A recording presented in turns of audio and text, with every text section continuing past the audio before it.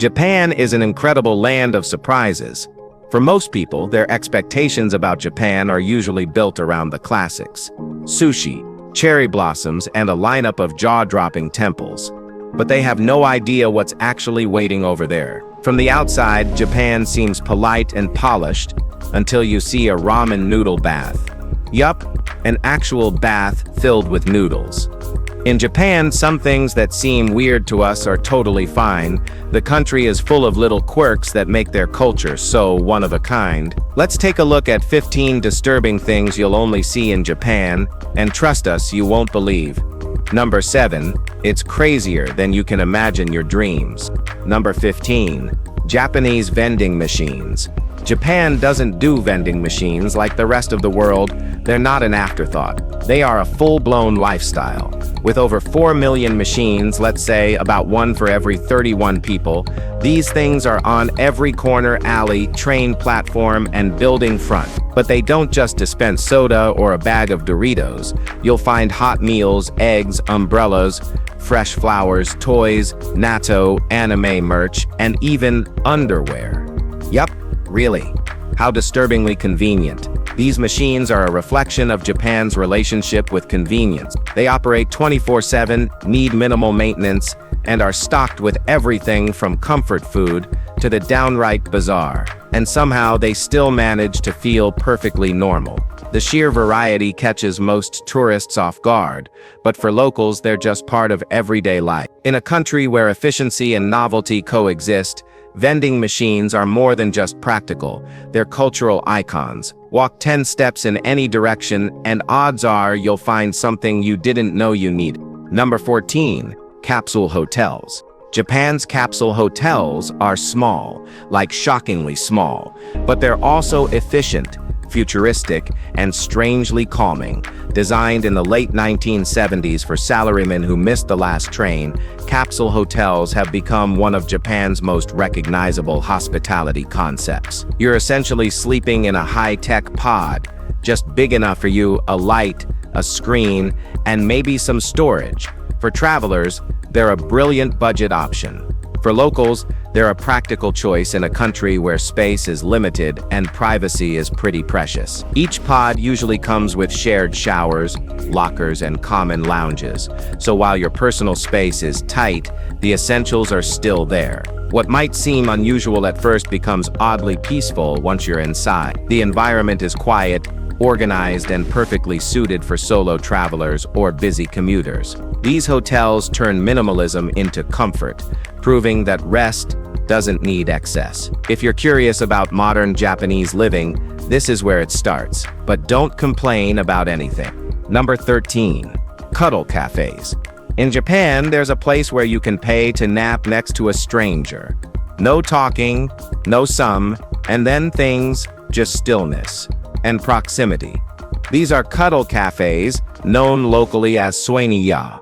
Well, this idea sounds very strange, but the reasoning behind it is surprisingly serious.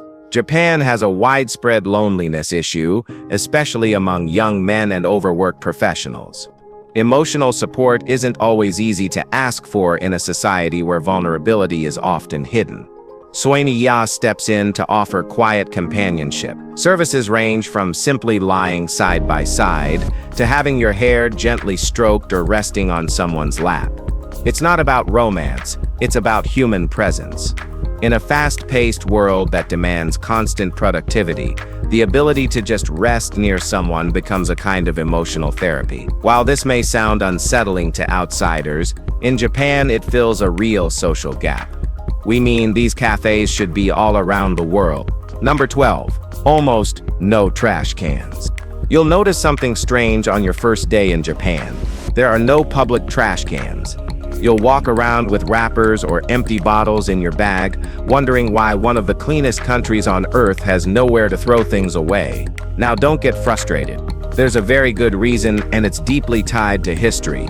After the Tokyo subway sarin gas attack in 1995, public bins were removed as a safety measure. Since then, trash cans have been limited, especially in crowded areas. But what's even more surprising is how well the public adapted. Streets remain clean, Not because of constant cleaning, but because people take personal responsibility. You carry your trash until you find a place to properly dispose of it. Recycling is taken seriously, sorting is meticulous, and littering is almost unthinkable. It's an unspoken social agreement built on trust and accountability. And while it's inconvenient for tourists, it teaches you something about order and awareness in public spaces. Can you keep your country that clean? Number 11. Super weird game shows. Japanese game shows are pure chaos, and unapologetically so. Forget your cozy Jeopardy and Wheel of Fortune. These shows go off the rails in ways most countries wouldn't even dare to air. We're talking about shows that literally put contestants through glass doors, throw them down icy slides in suits, or make them suffer hilarious punishments if they lose. One show, contestants had to figure out which object in a room was secretly made of chocolate by biting into everything. Door handles, furniture, even shoes.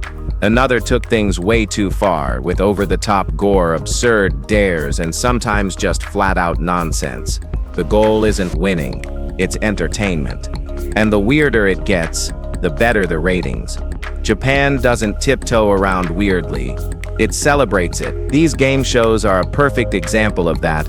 Unpredictable, over the top, and way more fun than they probably should be. You just can't look away, even when you want to. Number 10. Toilets. Let's talk about Japan's public toilets, because they're kind of a masterpiece. These aren't your sad one-button germ-filled stalls. Japanese toilets are fully upgraded, voice-guided, and borderline futuristic. You'll find water jets with adjustable pressure and temperature, heated seats, air deodorizers, ambient lighting, and sound effects like poop music to mask the noise. Yes, that's a thing. Some even open when you walk in. Others flush without a touch. You'll see control panels that look like they belong in a spaceship, and sometimes you'll press a button that plays calming music when all you wanted was a flush. One of our friends visited Japan last year, and he still remembers walking out of a Tokyo bathroom thinking, why don't we all have this? It sounds weird until you try it, and then suddenly every normal toilet feels like a downgrade. Well, Japan and the Japanese don't treat bathrooms like an afterthought. It turns them into an experience. Just one more reason it's unlike anywhere else on Earth. Number 9. No kissing rule. Now let's talk about something you won't believe. In Japan, public displays of affection are considered a bit awkward. Kissing in public is not exactly common. You might see it in anime or movies, but on the streets is rare. Especially among older generations, affection is something kept behind closed doors. Even hugging or hand-holding can feel out of place. At first, it's surprising, especially if you're from a culture where PDA is normal. But once you understand Japan's respect for personal space and non-verbal communication, it starts to make sense. Instead of kisses or handshakes, people bow. The deeper the bow, the greater the respect, apology, or sincerity. It's a quiet way of saying a lot without touching at all. It's not like a hug here and a tough there, it's pure. So, if you're planning to visit Japan with your partner, maybe keep the romance low-key in public. Because in Japan, affection isn't shown through touch, it's shown through subtlety, silence, and shared respect. And honestly, that's kind of beautiful. Number 8. Human soup? A ramen noodle bath. Well, before you ask, it is also real. Japan's bathhouse culture goes back centuries. But the Unison Spa in Hakone decided to take that tradition, crank it to 11, and pour in noodles. Literally, their infamous ramen bath lets you soak in a hot vat of pork broth, complete with floating fake noodles and seasonings. Sounds absurd, right? But the spa swears there's science behind it. Collagen from pork broth is said to improve skin elasticity, and the whole thing is meant to be both fun and functional. People care about skincare, says spa owner Ichiro Furuya, and ramen broth delivers. If bathing in soup isn't your thing, no worries. The spa also offers sake baths, green tea soaks, coffee tubs, and even red wine pools. It's less like a spa and more like a theme park for your skin. Only in Japan could something as ridiculous as swimming in your favorite comfort food be both a joke and a legit skincare treatment. Number 7. Penis Festival. Japan's most eyebrow-raising celebration, the Kanamara Matsuri, better known as the Penis Festival. Yep, it's real. Every spring in Kawasaki, thousands gather to celebrate fertility, protection, and yes, phalluses, in every size, color, and shape imaginable. According to legend, a demon once hid inside a goddess's private parts and bit off the penises of two unlucky lovers.